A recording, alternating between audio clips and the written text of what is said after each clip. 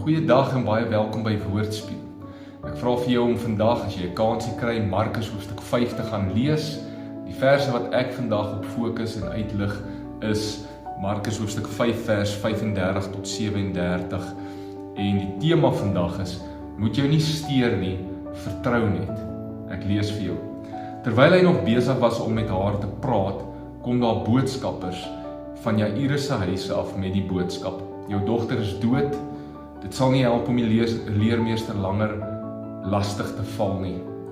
Jesus het die boodskap egter gehoor en vir Jairus gesê: moet jou nie ontstel nie, vertrou net.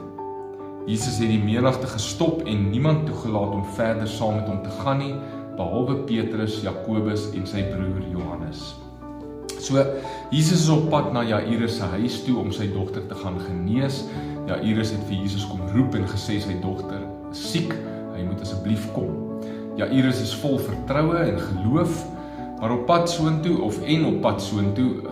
gebeur haar 'n wonderwerk dat 'n vrou met bloedvloeiing genees word deur Jesus se soem aan te raak. So Jairus moes dit sekerlik gesien het en gedink het, "Yes, daar's hoop." Maar die volgende oomblik kom mense met die slegte nuus dat Jairus se dogter dood is. En hulle sê dan ook sommer vir Jairus wat hy moet doen. Hulle sê vir hom, "Gee maar op, los maar, dis verby, dis te laat."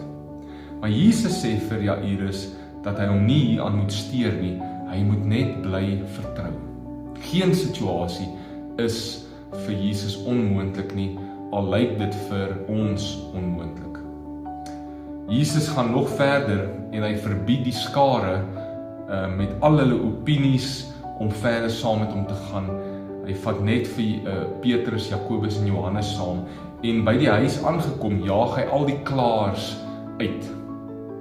Nou, dit is soms nodig om die klaars en die negatiewe stemme uit te gooi as ek nodig het om te bly vertrou. Hulle gaan my dalk laat twyfel, hulle gaan my dalk net nog meer negatief maak. Dit beteken nie ek leef in 'n grot en ek sluit alles af wat om my aangaan nie, en ek is onbewus van dit wat aangaan nie, en die realiteit en die nuus ensovoorts nie.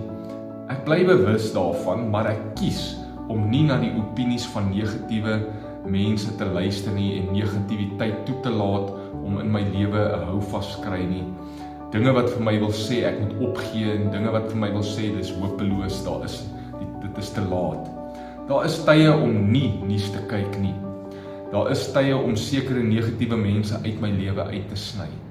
Daar is tye om amper met klappe op my oë net vorentoe te gaan en te bly vertrou.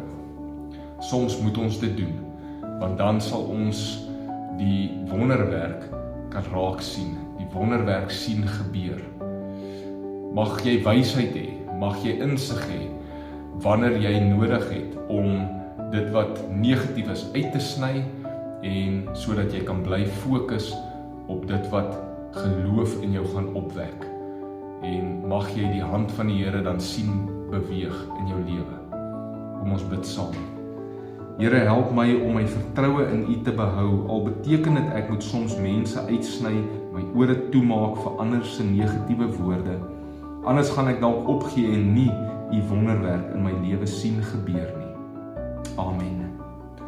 Mag jy 'n wonderlike dag hê, deel hierdie met iemand wat dit vandag moet hoor, nooi hulle om saam met jou hierdie video's te kyk en te subscribe op die YouTube kanaal. Tot die volgende keer.